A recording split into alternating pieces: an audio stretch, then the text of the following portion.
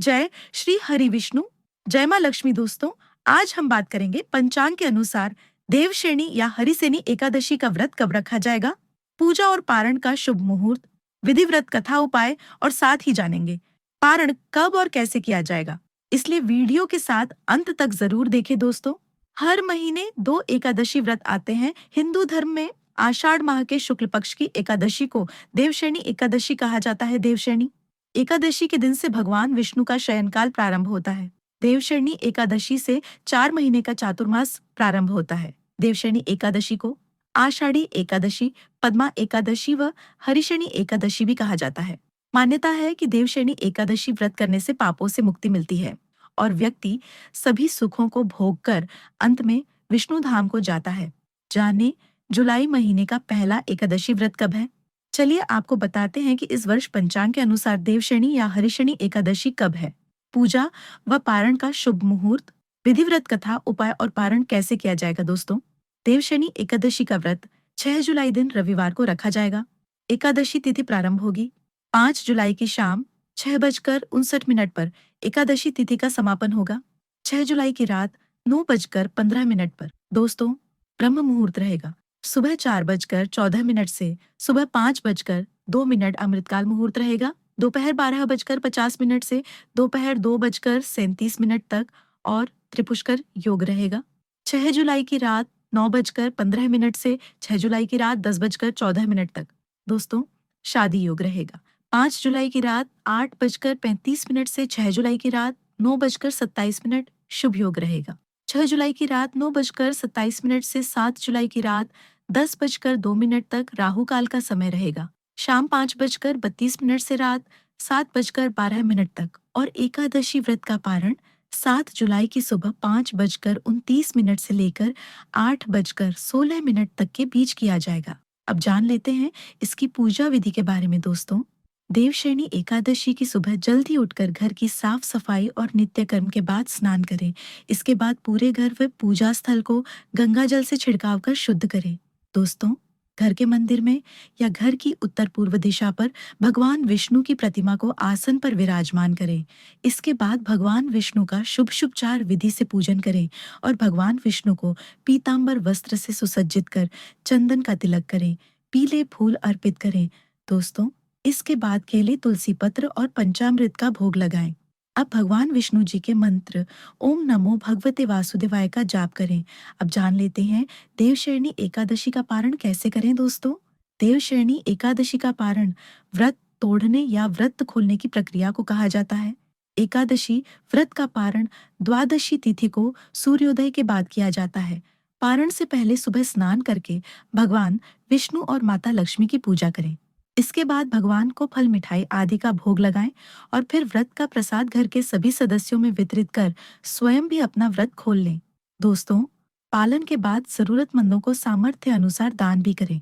अब जान लेते हैं देवशयनी एकादशी पर किए जाने वाले खास उपाय क्या हैं। दोस्तों, देवशयनी एकादशी के दिन भगवान विष्णु का दक्षिणावर्ती शंख से जलाभिषेक करें।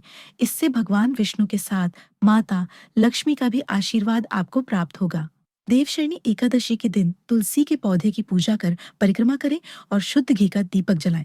दोस्तों, विष्णु जी के मंत्र ओम नमो भगवते नारायणाय का 11 बार जाप अवश्य करें। अब जान लेते हैं देवशयनी एकादशी की कल्याणकारी व्रत। धर्मराज युधिष्ठिर ने कहा, हे केशव, आषाढ़ शुक्ल एकादशी का क्या नाम है? इस व्रत के करने की विधि क्या है और किस देवता का पूजन किया जाता है? श्री कृष्ण कहने लगे कि हे युधिष्ठिर, जिस कथा को ब्रह्मा जी ने नारद जी से कहा था वही मैं तुमसे कहता हूँ। एक समय नारद जी ने ब्रह्मा जी से यही प्रश्न किया था। तब ब्रह्मा जी ने उत्तर दिया कि हे नारद, तुमने कलयुगी जीवों के उद्धार के लिए बहुत उत्तम प्रश्न किया है, क्योंकि देवशयनी एकादशी का व्रत सब व्रतों में उत्तम है। इस व्रत से समस्त पाप नष्ट हो जाते हैं और जो मनुष्य इस व्रत को नहीं करते वे नरकगामी होते हैं। इस व्रत के करने से भगवान विष्णु प्रसन्न होते हैं। इस एकादशी का नाम पद्मा है। अब मैं तुमसे एक पौराणिक कथा कहता हूँ, तुम मन लगाकर सुनो। सूर्यवंश में मांधाता नाम का एक चक्रवर्ती राजा हुआ है, जो सत्यवादी और महान प्रतापी था। वह अपनी प्रजा का पुत्र की भांति पालन किया करता था। उसकी सारी प्रजा धन धान्य से भरपूर और सुखी थी। उसके राज्य में कभी अकाल नहीं पड़ता था। एक समय उस राजा के राज्य में 3 वर्ष तक वर्षा नहीं हुई और अकाल पड़ गया। प्रजा अन्न की कमी के कारण अत्यंत दुखी हो गई। अन्न के न होने से राज्य में यज्ञादि भी बंद हो गए। एक दिन प्रजा राजा के पास जाकर कहने लगी कि हे राजा, सारी प्रजा त्राहि त्राहि पुकार रही है, क्योंकि समस्त विश्व की सृष्टि का कारण वर्षा है। वर्षा के अभाव से अकाल पड़ गया है और अकाल से प्रजा मर रही है। इसलिए हे राजन, कोई ऐसा उपाय बताओ जिससे प्रजा का कष्ट दूर हो। राजा मानधाता कहने लगे कि आप लोग ठीक कह रहे हैं। वर्षा से ही अन्न उत्पन्न होता है और आप लोग वर्षा न होने से अत्यंत दुखी हो गए हैं। मैं आप लोगों के दुखों को समझता हूँ। ऐसा कहकर राजा कुछ सेना साथ लेकर वन की तरफ चल दिया। वह अनेक ऋषियों के आश्रम में भ्रमण करता हुआ अंत में ब्रह्मा जी के पुत्र अंगिरा ऋषि के आश्रम में पहुंचा। वहां राजा ने घोड़े से उतरकर अंगिरा ऋषि को प्रणाम किया। मुनि ने राजा को आशीर्वाद देकर कुशल क्षेम के पश्चात उनसे आश्रम में आने का कारण पूछा। राजा ने हाथ जोड़कर विनीत भाव से कहा कि हे भगवन, सब प्रकार से धर्म पालन करने पर भी मेरे राज्य में अकाल पड़ गया है। इससे प्रजा अत्यंत दुखी है।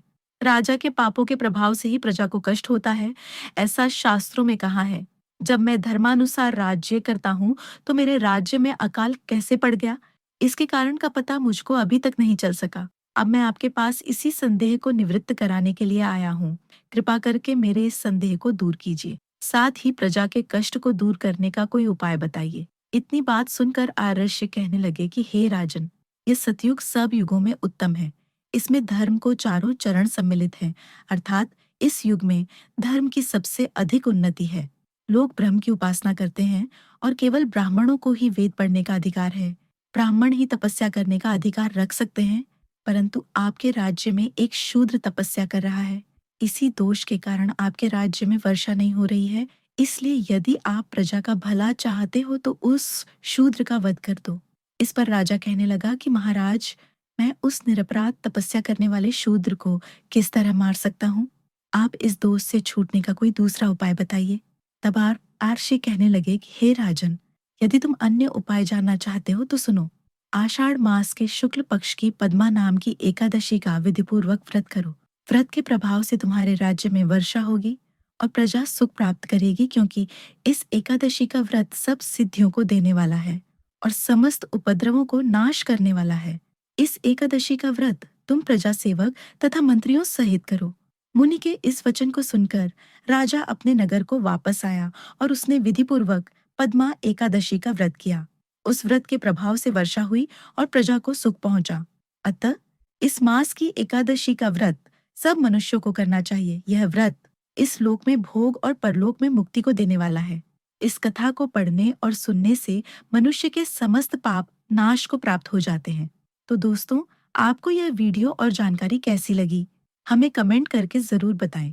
वीडियो को ज्यादा से ज्यादा लाइक शेयर करें और इसी तरह की वीडियो के लिए हमारे चैनल को अभी सब्सक्राइब कर बेल आइकन को भी प्रेस करें, ताकि आगे आने वाली वीडियोस की नोटिफिकेशन आपको सबसे पहले मिल सके।